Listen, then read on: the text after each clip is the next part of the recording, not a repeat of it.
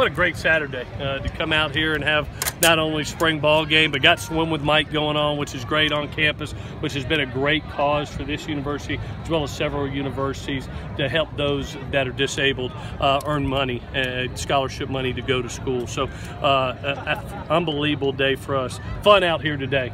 Week 4 in the books, 1 week to go. And I can't tell you how happy I am to see us where we were practice 1 to where we are practice 12. It's a team that's playing faster. It's a team playing with great energy and great focus.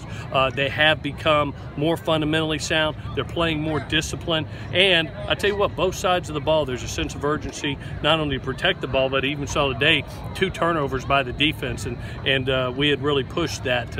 Offense had been doing a great job. Drake Jackson makes a huge play. Dominic Davis gets a strip out. So really fun out here, and looking forward to getting one more week. We got one more full pad practice. That's the max that we can have by rule with the NCAA. We've limited ourselves out as far as our tackle opportunities, and we'll get one more of those next week, along with helmets and a shells practice. But with that, I'll take any questions that you got. In the time that you've been here, head coach or otherwise, have you had a true freshman in spring play like Drake?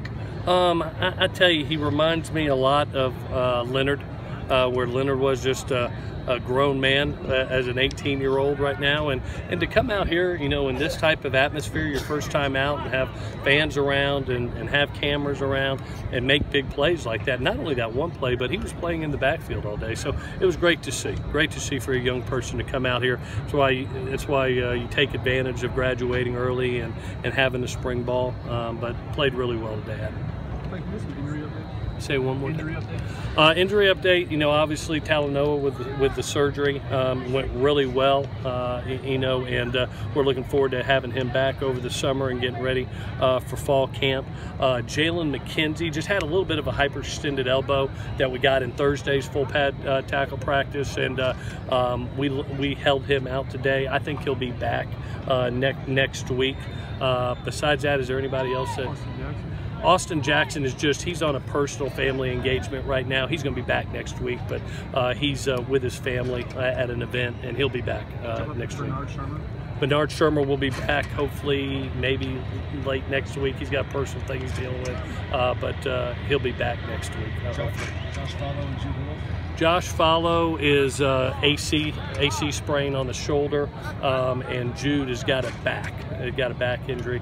But both guys Josh should be back hopefully next week. Jude's probably out for the rest of spring. Should be back by the fall.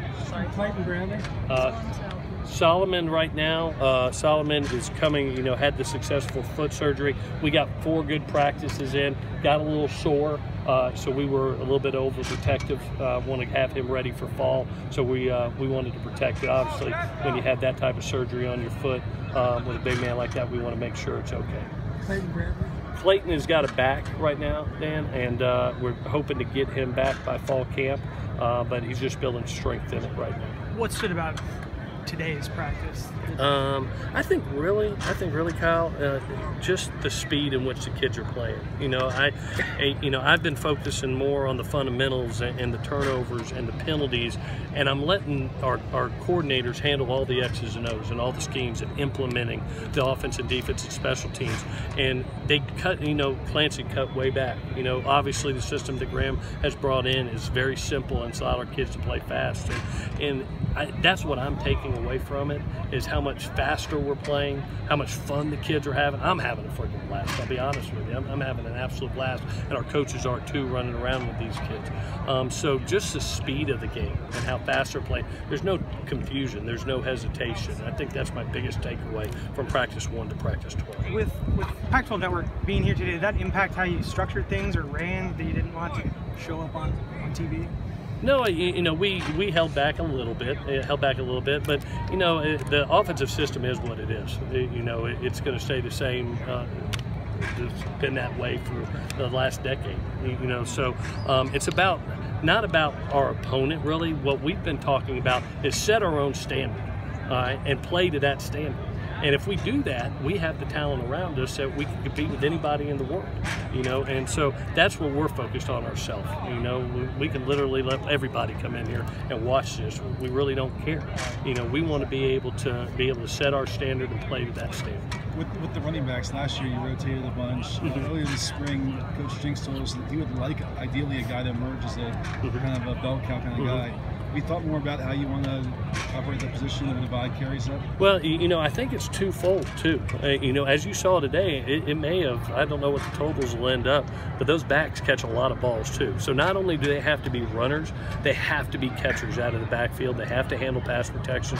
You know, this is a scheme that's probably going to be 60-40, you know, pass run. You know, so you have to be able to be a dual threat at the running back position, and we're evaluating that not only through these 15, but through fall camp too.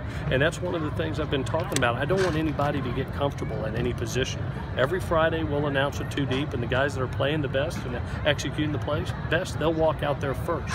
Obviously, by the time we play Fresno State, hopefully there's a back that will emerge, and we'll jump out there first. Coach, how about your Porter, and what round do you think he's going to go in? Porter? Porter's an exceptional talent, and one of those guys that has always provided us great pass rush ability. I think he's so dangerous off the edge.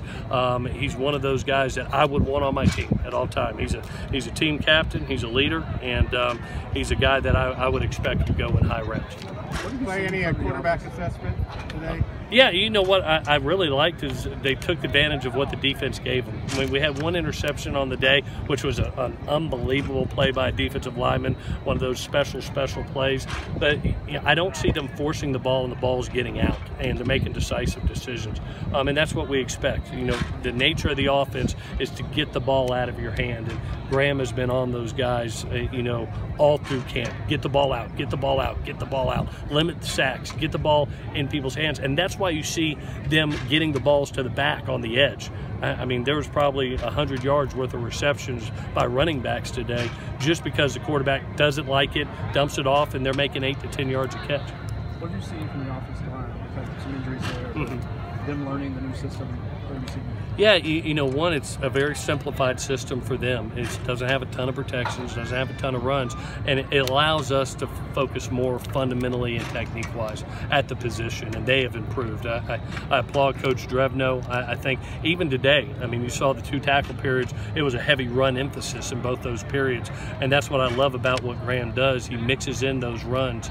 You know, you remember last year, he's got a top 10 quarterback passing and 2,000 yards worth of rushing, and you saw that evident today. And they've got to bring that physicality to the table in that running game as well as protecting the quarterback, and they're getting it done right now. It's a unit that has really come together over 12 practices, and I know when we get 70 and 73 back and even Clay Bradley back, that unit is going to be really, really tight. Clay, due to the circumstances at safety, you've had to count on Jordan McMillan a lot this spring, and even at the end of last season. When did you first kind of realize he'd be a contributor, you know, to this team? Jordan, you know, you never know, and I keep on preaching to everybody, you never know when your opportunity is going to come, and be ready for that opportunity. Prepare like a starter each and every week. You don't know, it could be the last game versus Notre Dame, and there you are making an interception. He's one of those guys that reminds me, we had a really dynamic player that helped us for a long time in Matt Lopes, if you remember. That was kind of that role. He was the sixth man. Anytime that you needed, he was out there, whether it was special teams, whether it was DB wise. And you have to have those type of players, and Jordan is one of those players. Just a consistent contributor.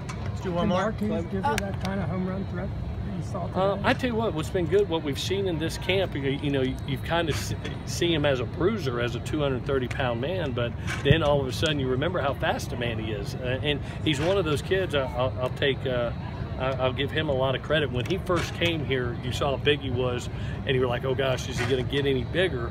And he's done a great job of keeping. He's a 230-pound man that could be 250 in a hurry if he needs to, but he knows how important it is to be athletic, be fast, and be able to move in space in this offense. He's really done a good job of keeping his weight to where he needs to do to perform in this offense.